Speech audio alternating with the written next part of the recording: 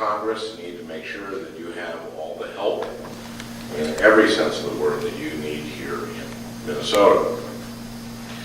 I saw a recent survey conducted last fall by the National Network to End Domestic Violence. It was a 24-hour census of domestic violence shelters and services throughout the country. Here in Minnesota, the 44 domestic violence programs they surveyed served over 1,800 victims in one day and answered an additional 580 hotline calls from victims. That is amazing work on your part.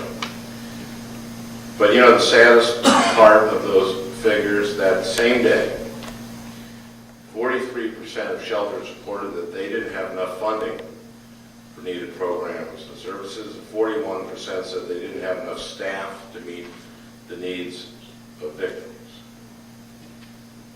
Now, the federal government and the Minnesota government are facing steep budget cuts, so we can't spend our way out of this problem, although I can promise you that I have taken and will take every opportunity to get you the federal funds you need to do this work.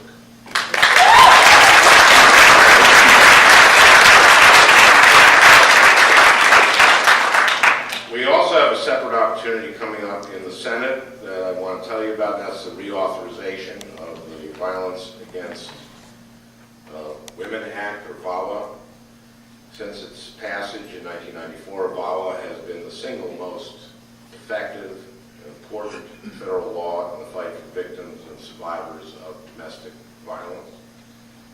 But now the law needs to be reauthorized so that critical funding sources for a lot of VAWA programs just don't dry up. And I've been working with Patrick Leahy, who is the chair of the Senate Judiciary Committee, to make sure that we have and make the critical improvements and updates to the law in the process of reauthorizing it. As many of you know, thanks to the Violence Against Women Act, states have to cover the costs of rape kits that sexual assault victims are administered after an assault.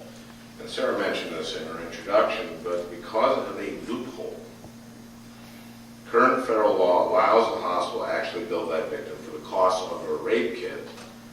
All the states have to do is make sure that the victim gets reimbursed, except the sad thing is that while victims are being billed, they're often not being reimbursed. I think that's a travesty, and so as Sarah has said, I have introduced a bipartisan bill to correct this injustice and make sure that a rape victim never sees a bill for her rape kit.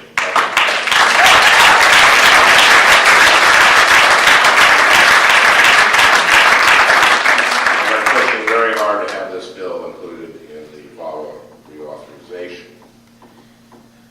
We also need to do everything possible to address the issue of the crisis of housing for victims and survivors of domestic violence. Franny and I have seen this very firsthand when visiting shelters. Seen many times where there's housing for a limited number of women and their children to find a place to stay in the community and stay working and escape the abuser. But we've seen time and time again where those shelters are full and there's no other place for the mother and children to go in town, and the kids have to stay in school and the mom has to continue work, and they end up going back to live with the abuser, and the kids have to live with that. In the 24-hour survey that I just mentioned, 39% of Minnesota shelters surveyed reported that they didn't have enough beds or funding for hotels for victims so that they wouldn't have to go back to their abusers. I'm going to do everything possible to provide every cent of federal funding we can for domestic violence shelters.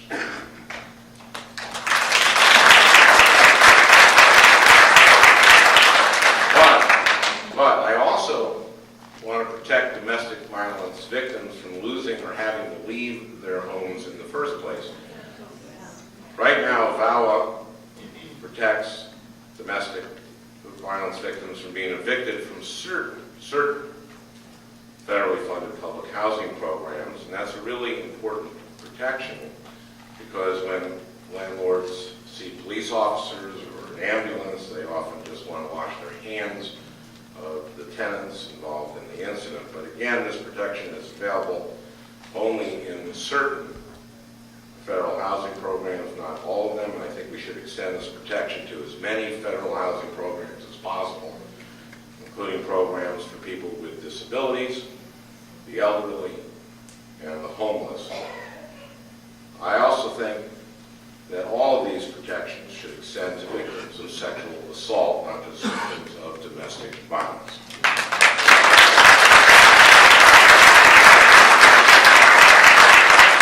And so right now I'm working with stakeholders to see if we can make these changes.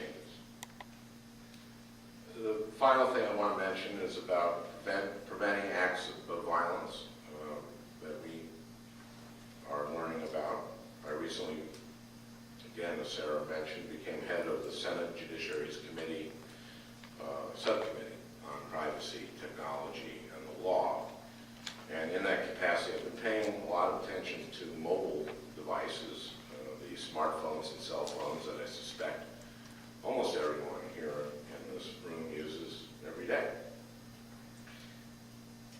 The sad fact is that these wonderful, incredible devices, which have unbelievably great uses, are also increasingly being used to stalk and abuse women. The Department of Justice estimated back in 2006, when far, far fewer people had mobile devices, that a minimum of 26,000 women were stalked through some sort of GPS device, including smartphones and cell phones. Every expert I've talked to has told me that this problem is only getting worse with time.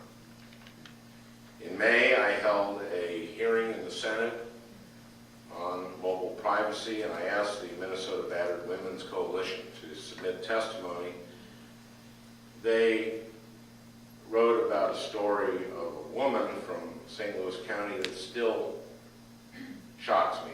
The woman had entered a domestic violence program located in a county building, and within 5 minutes of entering the building, her abuser sent her a text message and asked her, "Why are you in the county building?"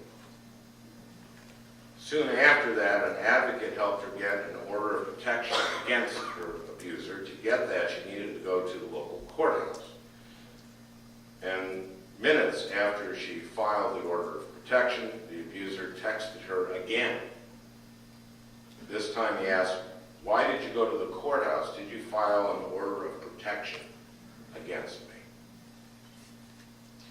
Advocates later realized that this woman's abuser was tracking her through a location tracking service on her phone. Stories like this repeated day after day in domestic violence shelters across Minnesota and across the country. My first privacy bill in the Senate is called the Location Privacy Protection Act, and it tackles the issue head on.